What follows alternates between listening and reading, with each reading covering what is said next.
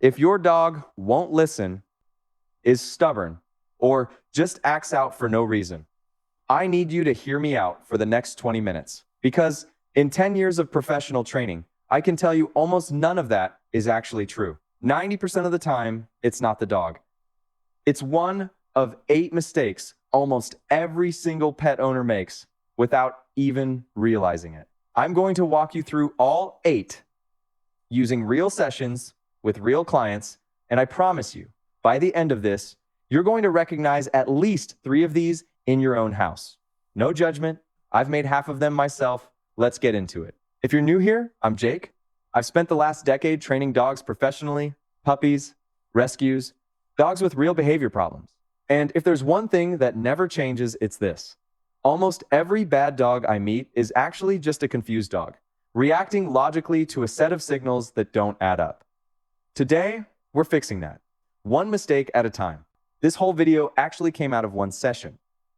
A guy named Dave came in with his German Shepherd mix, Duke, total sweetheart, but total chaos on a leash. Dave's opening line to me was, "He's just stubborn." I've heard that sentence 1,000 times. And here's the thing. In 10 years, I don't think I've ever met an actually stubborn dog. What I meet constantly is dogs who are getting mixed signals from well-meaning owners. 45 minutes into that session, Dave admitted something a lot of owners eventually admit once they're being honest. I don't even know if I'm doing any of this right. That's not a dig at Dave. That's basically every pet owner at some point, myself included. So let's break down the 8 mistakes that came out of that session and a few others I added in from years of seeing the exact same patterns over and over. Mistake number 1, scolding your dog for something they did 20 minutes ago. You know the scene?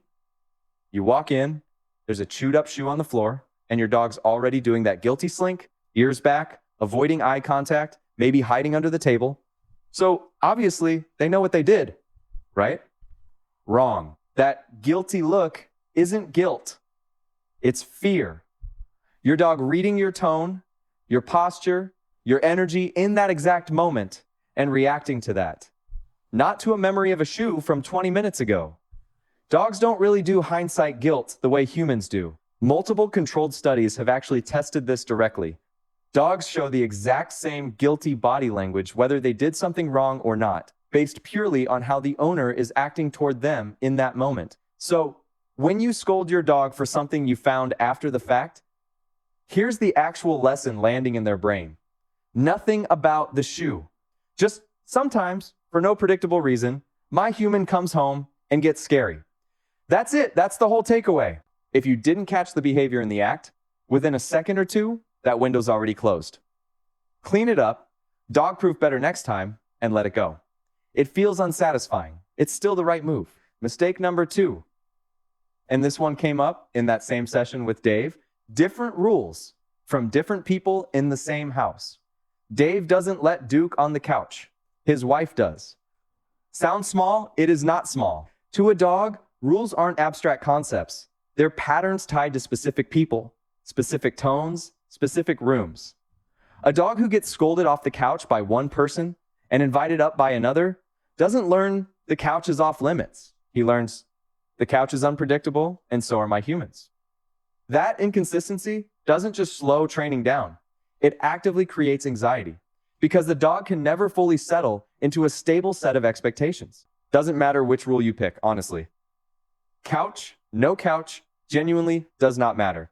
What matters is picking one as a household and everybody sticking to it. Same goes for commands. If one person says down and another says off for the same behavior, you're basically teaching 2 different languages for one instruction. Mistake number 3, turning the crate into a punishment box. I see this constantly. A dog acts up and straight into the crate they go as a timeout. Feels logical. It's actually one of the most damaging habits on this entire list. A crate is supposed to be the safest, calmest spot in your dog's whole world. A den, somewhere they choose to go on their own to decompress. The second you start using it as a punishment for bad behavior, you flip the entire meaning of that space. Now, instead of my safe spot, it becomes the place I get shoved into when the humans are mad at me. You'll start seeing resistance to going in even when your dog's genuinely tired. because the whole association's been poisoned. The fix is simple, but you've got to actually commit to it. Never use the crate as a consequence. If your dog needs to be removed from a situation, use a different space entirely. Laundry room, gate, anywhere but the crate. Keep the crate strictly positive. Meals in there sometimes? Favorite chew toys only available in there. Random treats tossed in for absolutely no reason. I worked with a foster once whose crate association was completely poisoned. Took about 3 weeks of nothing but good things happening in there before she started choosing to nap in it on her own. Slow. Works every time. Mistake number 4. And I want to introduce someone else here. Sarah, another client, with her puppy Peanut, a 5-month-old Cavalier. Sarah's living room told the story before she said a single word. Bowl of kibble out all day. Drawer full of 3 different treat brands. And Peanut constantly pawing for food because she'd learned that pawing reliably worked. 2 mistakes stacked on top of each other here. And they're both incredibly common. First, free feeding. Food left out all day, available on demand. That kills a dog's motivation to actually work for a treat. Because food's never scarce, never earned. Training leans heavily on food as a reward. A puppy that's never hungry has almost no reason to care about your sit cue. Second, layering training treats and comfort treats on top of that already full bowl. That's not just a training problem. That's a long-term weight problem waiting to happen. The fix isn't about being strict. It's about structure. 2 or 3 scheduled meals a day instead of a bowl sitting out permanently. And any treats you use for training should come out of that day's food budget, not stacked on top of it. I usually tell people, measure out the day's kibble and use some of that same kibble as your low-value training treats throughout the day. Sarah's reaction when I explained this was basically, wait, so I've been letting her free feed and giving full meals and treats on top of that? Yep, extremely common combo. Also one of the fastest fixes on this whole list. Okay, quick heads up because we're at the halfway mark, and I promise the back half gets even more important. Mistake number 7 is the one I see turn into actual dog bites if it goes unaddressed. And mistake number 8 is the one that ties this entire list together. Don't check out yet. Let's keep going. Mistake number 5, skipping the socialization window. Peanut was 5 months old, right at the tail end of what trainers call the critical socialization window. Roughly the first 3 to 4 months of a puppy's life, when new experiences get filed away by the brain as normal, safe, unremarkable parts of the world, instead of as threats. I asked Sarah, has Peanut met a lot of new people, other dogs, different environments? And she said, honestly, not really. She was worried about exposure to illness before Peanut's last round of shots, so she mostly kept her home, which is a completely understandable instinct. And it backfires more often than people realize. Most vets actually recommend a careful, low-risk approach here.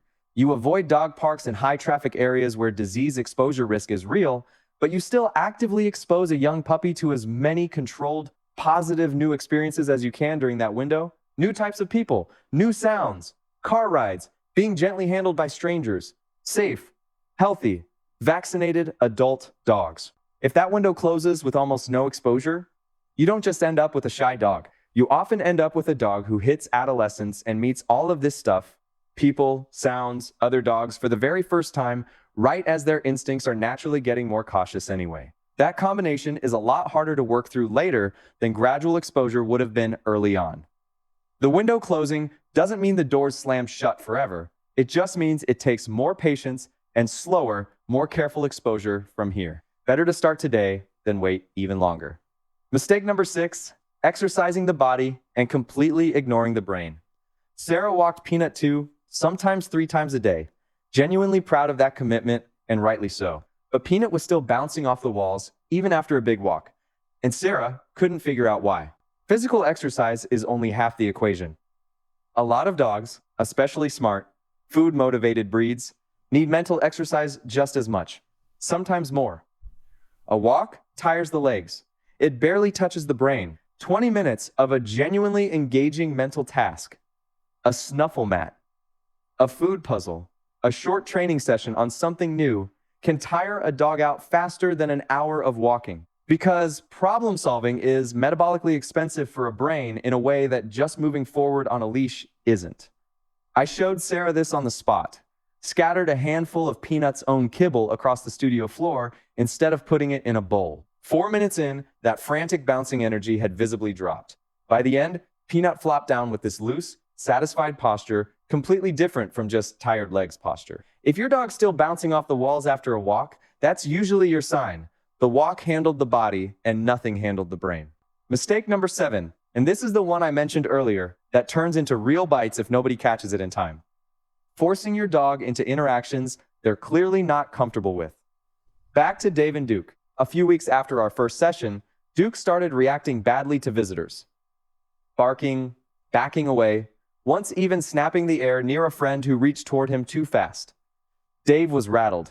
He used to be fine with people. What changed? Turned out, a few weeks earlier, Dave had a backyard barbecue, a yard full of strangers, several of whom Dave actively encouraged to go pet Duke, even while Duke was showing stiff, backed up, clearly uncomfortable body language. That's called flooding. Forcing a nervous or uncertain dog directly into contact with the thing that's making them uneasy, on the theory that they'll just push through it. Sometimes, with a genuinely confident dog in low stakes, that's fine. But for a dog already showing you discomfort, leaning back, stiff posture, trying to create distance, forcing it, usually does the opposite of building confidence. It teaches your dog that his own signals don't get respected, and that the only way to actually get space is to escalate to something louder. A growl, a snap. The fix feels counterintuitive, because it feels rude to tell your own guests not to approach your dog. But that's exactly the fix. Let your dog approach people on his own terms, at his own pace. Reward calm curiosity when he chooses to close the distance himself. If he doesn't want to, respect that. Dogs who get to opt into an interaction build confidence. Dogs who get forced into one build avoidance, or worse. Mistake number 8, and this is the one that ties every single mistake on this list together: not reading body language until your dog's already at the growling or snapping stage. Every single blow-up I've ever seen in 10 years had warning signs stacked up for minutes, sometimes days, before the actual incident. A stiff body, a tucked tail, lip licking with no food anywhere around, yawning when nothing's tired, turning the head away. That slow blink, or whale eye, where you can see the whites of the eyes. These are your dog's quiet, early ways of saying, "I'm not okay with this." Growling and snapping aren't the problem. They're the last resort, after every quieter signal already got ignored. I actually ran a joint session with Dave and Sarah so they could compare notes side by side, and had my own dog, Buddy, in the room too. Completely loose, relaxed body language. As a clear comparison point, next to Duke's stiffer posture around anything new. Once you start actually seeing these signals, you cannot unsee them. And that's a genuinely good thing, because it means you get to step in early, give your dog space, remove them from a situation, redirect, long before anything escalates to a growl. Sarah put it best: "I feel like I've been missing a whole language this whole time." And honestly, most people are. Not because they don't care, because nobody ever actually teaches it, which is kind of the entire point of this video. Let's run it back real quick. 8 mistakes almost every pet owner makes. Number 1, correcting behavior too late for your dog to connect it to anything. Number 2, different rules from different people in the same house. Number 3, using the crate as a punishment instead of a safe space. Number 4, free feeding and treat overload without adjusting meals. Number 5, skipping the early socialization window. Number 6, exercising the body and ignoring the brain. Number 7, forcing interactions your dog isn't ready for. Number 8, missing the early stress signals until it's already a growl or a bite. None of these mean you're a bad owner. Every single client I mentioned today is a genuinely good, caring dog owner. These mistakes are just common, almost universal, because nobody ever sits people down and actually teaches this stuff. If you caught yourself nodding along to 2 or 3 of these, genuinely, don't beat yourself up over it.